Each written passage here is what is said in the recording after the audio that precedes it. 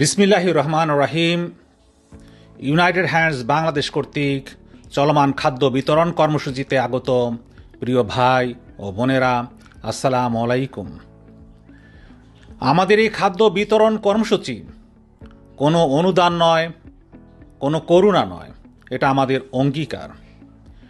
এই খাদ্য বিতরণের সাথে জড়িত আছে আমাদের ভালোবাসা, সহমর্মিতা এবং মানবিকতার স্পর্শ। আপনাদের আমরা খাদ্য সহায়তা দিচ্ছি, চিকিৎসা সহায়তা দিচ্ছি, কিন্তু এটাই আমরা মনে করি না যে আমাদের কর্তব্য বা দায়িত্বর শেষ হয়েছে।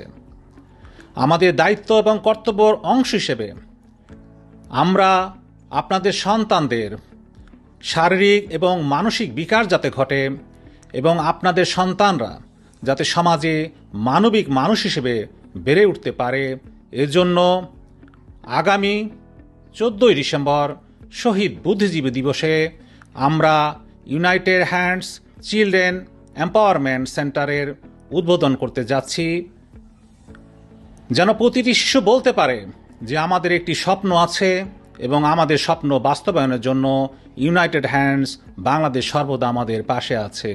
মহান আল্লাহ আমাদের এই কাজে সহায় হন। আপনারা ভালো থাকবেন, সুস্থ থাকবেন। আল্লাহ হাফেজ।